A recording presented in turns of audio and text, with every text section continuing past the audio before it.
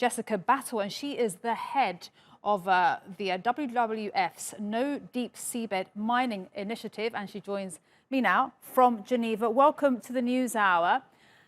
Now, what do we need to know if we're not familiar with this subject? Well, thank you. Thank you for having me on the show. The deep sea is crucial to all life on this planet. It stores huge reserves of carbon.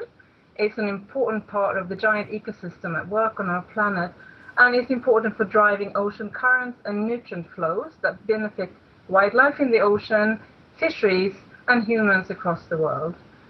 The deep sea is also incredibly fragile and it's been undisturbed for most of its duration on this planet, with life forms not found anywhere else on the planet, and most of which are even still to be discovered. And that's the impression. Deep-sea mining. Jessica, sorry to interrupt. Yeah. And that's the impression. Just even looking at the beautiful wall I have here, it's peaceful. It hasn't been touched. What could happen? How soon could we see the metals from that ocean floor into the products we use every day? Well, so deep-sea mining is not an industry that is occurring today. There are plans for going to the deep sea to extract these minerals, but there's a lot that needs to be done before this can become reality, including the regulatory framework for deep-sea mining needs to be developed and agreed by the world's nations at a UN body called the International Seabed Authority, and we are far away from agreement on that. And so, yes, there's a lot left to be decided before seabed mining actually will happen. But there are quite powerful PR campaigns underway at the moment by some of those companies who have got investors interested in this industry. But it's a little bit of a pioneering industry at the moment, and definitely not one that is, extracting any minerals today, and maybe not for decades to come. Okay. And, viewers watching at home might feel that the consequences of this is, it's on the deep sea floor, very much out of sight, out of mind. But help us understand what could be the worst case scenario for the environment if this goes ahead.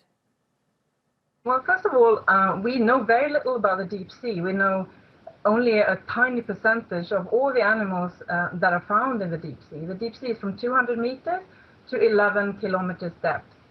But what is clear is that deep seabed mining would wipe out important and yet undiscovered life forever should it go ahead. You can imagine an area equivalent of Central Europe, with forests, cities, fields, all being strip mined by huge bulldozers 24 hours, 7 days a week for several decades. And the total destruction of this area in the wake of these huge bulldozers. And imagine this dust blown by winds hundreds or even thousands of kilometers away, smothering everything in its way. And then you can transfer that picture to the deep sea. An equivalent area has been set aside for deep seabed mining in the Pacific Ocean alone, but there are also areas in the Atlantic and Indian Oceans that are set aside for seabed mining should the regulations be adopted. Okay.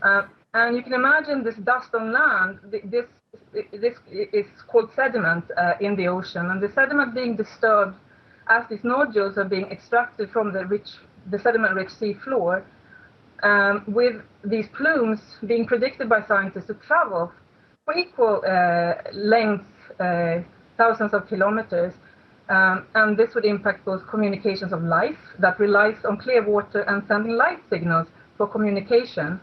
And also hinder breathing of these creatures, both large creatures and small creatures, by clogging up their breathing organs. It would actually impact the entire food chain, upon which both charismatic wildlife, but also humans and many, many communities across the world are dependent on every day for their livelihood. So the risks are very serious indeed. Jessica Battle, thank you so much. A fascinating subject. Thank you so much for sharing your expertise. Jessica Battle, head of the WWF's No Deep Seabed Mining Initiative. Thank you.